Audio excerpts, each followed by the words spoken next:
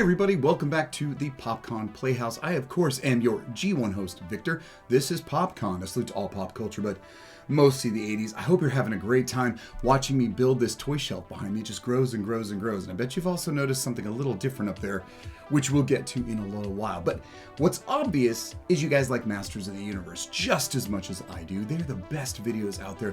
He-Man and Skeletor and the rest of the Masters of the Universe are just damn popular. So I love getting new figures. I always feel like the last guy to get them, you know. I look online and I see other people, but I don't care. This time I got a little bit ahead of track, and although these aren't brand new, I'm not the first to get them. I didn't get any early release.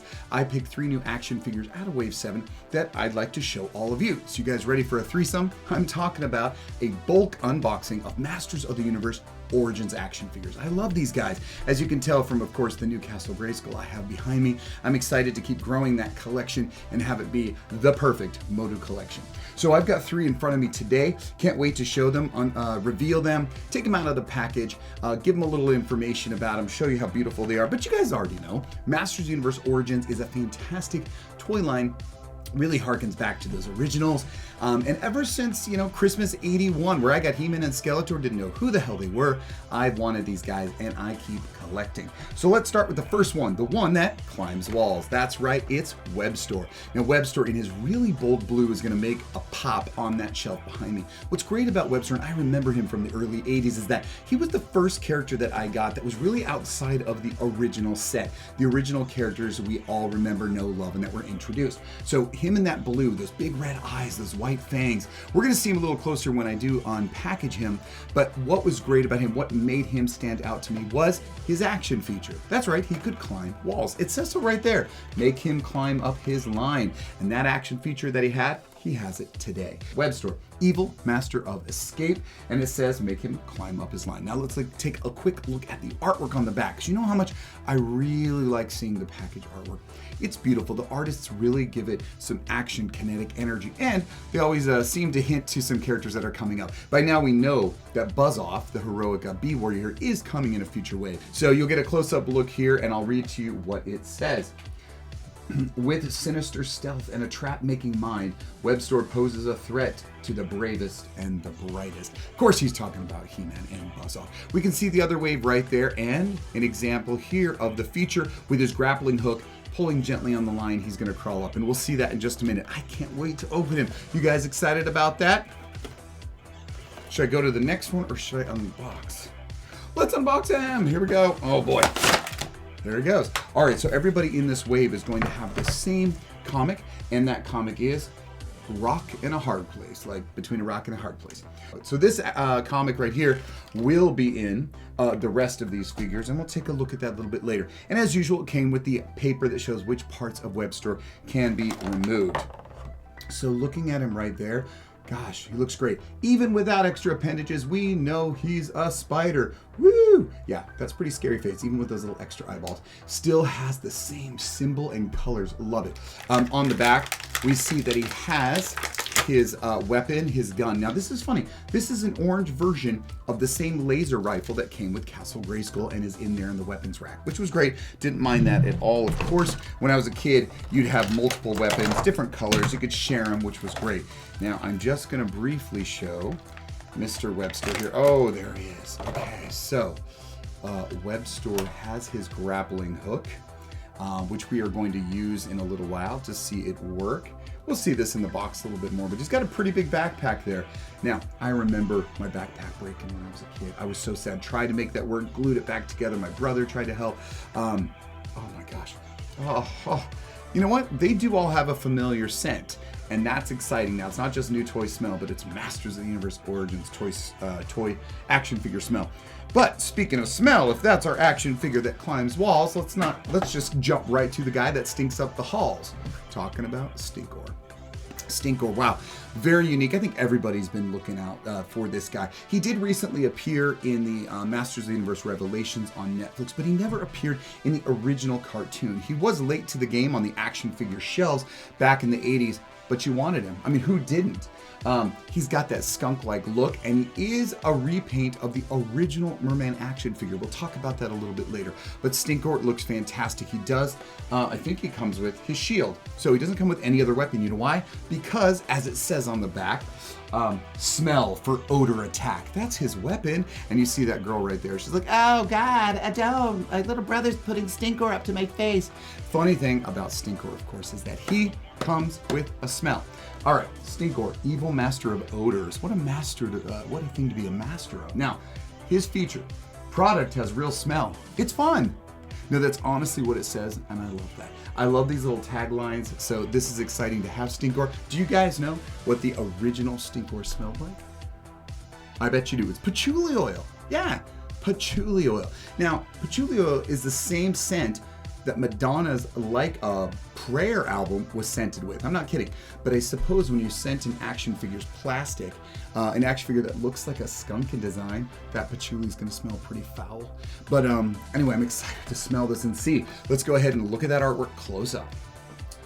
The sickening foul stench of Stinkort can bring even the mightiest of Eternia's heroes to their knees. And on the artwork, you can see that his heroic counterpart, Mossman, who was an awesome figure. He was a redesign of the Beastman character back in the 80s, but he was flocked in green and he smelled like, guess what?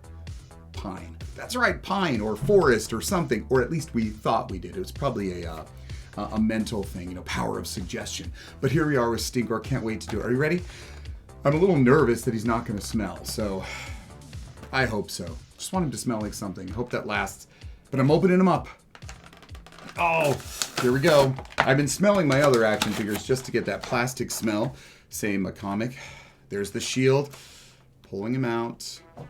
Are we ready?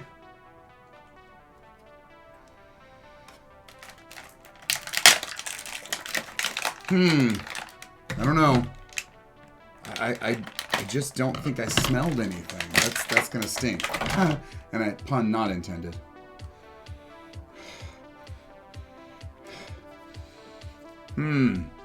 Gotta be honest, folks. I'm telling you the truth. I'm telling you as it is right now. This Stinkort, that's attack is his odor. That says it really smells. I don't smell anything. I don't have a bad sniffer either, but between Webster and Stinkort, they don't smell that different. And I don't mean to be smelling his butt, but smells feet? No. I really don't. They really needed to try a little bit harder to infuse a scent into Stinkort. Yeah. Sad. Very, very sad. This does not have the smell. I was anticipating a big smell. I am very disappointed in that. Well, I will live with a Stinkort that doesn't smell because who knows, probably wouldn't have lasted too long on the shelf. But I am disappointed. Mattel, Stinkort doesn't smell strong enough. Smelling under his arms now. There's something there, but it is way too weak to call this guy Stinkort and expect that to be bad. Maybe they're afraid of offending the smell scent. Who knows? Either way, let's take a quick look because we'll be looking at him a little closer in the box in a minute. We see his shield came with him as well, so we'll take a look at that. Very disappointing. Hey folks, if you like seeing my toy shelf grow as much as I do, please think about subscribing, like, comment, and share. Let's take a look at these Masters of the Universe characters together and a bunch of other toys that I got coming. So we'll expand this and you all can live vicariously through me. All right, we have one more to unpackage before we go to the box. I always feel like it's a prison, but it's a great place to show off all of my action figures. So she's unique, and she is, like Stinkort, another kind of a redesign or a repaint of a character. And I think you all know who she is, but I have desperately wanted to get her no matter what. It is the Eternian Goddess, aka known as the Green Goddess. Now, I remember the Green Goddess from the original comic that came with some of my first action figures there in the early 80s. She wore the same armor as Teela, that snake armor. Now, when I say wore the same as Teela, Teela actually never wore it in much of the media out there. There's a couple times, but they left this goddess who was colored green in her original incarnation with the armor. Now, the Teela action figure did come with the armor, and there's a long story. You can find it on YouTube anywhere why Teela was actually meant to be two characters in one action figure because she was a female action figure, and they didn't think they'd get a lot of traction out of that with the boy audience. But in the comics or the mini comics, the Green Goddess or the Eternian Goddess was prior to the Sorceress, and she meant something completely different. So in this first retail release of the character, we call her the Eternian Goddess, the guardian of the power in the universe. So technically doesn't have a lot to do with Castle Grayskull, but in the comics she had a lot to do with the weaponry and the equipment and that He-Man yielded, that any of the He-Man yielded. So love her green color. We're going to take a close look at that. And I'm probably going to keep her in the snake armor because I don't display Teela with the snake armor. Because why? She never wore it in the show. So let's see. She doesn't have any play feature besides she's green. But let's see the artwork on the back. Reminiscent of her appearance in those mini comics with a almost completely naked He-Man, and you see on the ground his armor and his weapons because that is what she protects. That's what she awards the hero of Eternia. So it says, Planet Eternia's warrior deity protects the ancient artifacts worthy to be yielded by only He-Man. So beautiful artwork with our He-Man and Skeletor there. She is, yes, you can totally tell she's a repaint of Teela, but with that snake armor, she is going to look different, and I'm very glad to have her. They meant her to be a different character. So let's open her up, take a quick look. There we go. Splitting her open. These are so easy to open. I really, really love that about them. One simple snip of surgery. We've got her. My scissors are really dull, by the way. All right, here she goes. Now, she does, of course, come with the shield and the snake staff, the same as Teela did. But we're looking here at the Eternian Goddess. I'm probably going to keep calling her the Green Goddess, but now that is some serious color. I don't know if I want to call that baby spew, a pistachio, some sort of green sherbet. Either way, what I did notice, and I will point out in the box, is that she has second generation kneecaps, and those kneecaps are important and they look great. So here she is in all of her green glory, the Eternian Goddess, part of Wave 7, and I have unpackaged my threesome of Masters of the Universe Origins action figures. Let's take a closer look in the box. Let's begin with Webster. Here he is in all of his glory with the backpack on the back. It's very large and it has the spool inside that you gently pull the tab. He will climb. We'll see that feature in a moment. As I mentioned about this orange laser pistol, it is the same laser pistol found in Castle Grayskull, just a different color. And his grappling hook looks exactly like his original from the 80s, and it's big. It can grab a lot of different things to hang on. Overall, wonderful figure. When grappling, I tried him out on Castle Grayskull to try and get up to Sorceress there. And there's Webster about to climb. However, when I pulled him, he did stop a little bit there when the Castle Grayskull got a little like, it might have fallen over. So quickly turned him around, hooked him onto the file cabinet, which is a lot sturdier, was not going to fall over. Ready to climb all the way up. So his spool, his climbing effect worked great. There he was, able to rappel. Good action feature. Now we're moving on to Stinkort. Stinkort with a smell that I can barely recognize. Looks great. He has great colors. He looks so reminiscent of his original character. He definitely showed up in the Mike Young productions and in that toy line as a staction feature, and also in the Classics line and in Revelations. But he is a repaint of Merman, just like he was in the original 80s line. When MOTU Origins came out with Merman, you see here, they followed suit, same design, but when they repainted Stinkort, really looks different. However, I was so excited when I saw the Lords of Power version of Merman right here get released.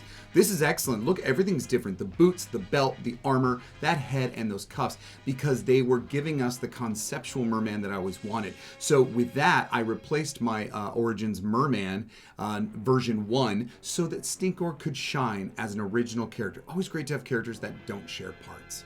And finally, the Eternian Goddess, which I'll call Green Goddess. What amazing colors there, right? She's got this mint or pistachio, but there's also these blue accents that are on her belt and on her collar, as well as the cuffs. She is here, a repaint of Teela for short, but I will, of course, keep her in the Cobra armor. This is how I display Teela without any of that armor and using the sword that came in Castle Grayskull, because all the media, ever since the 80s to today, she has other weaponry. So it's nice to see her that way. Even if Teela had blonde hair once, she is usually found without that Cobra armor. Now, as for the Eternian Goddess, I did want to show, here she is completely open. Look at those kneecaps.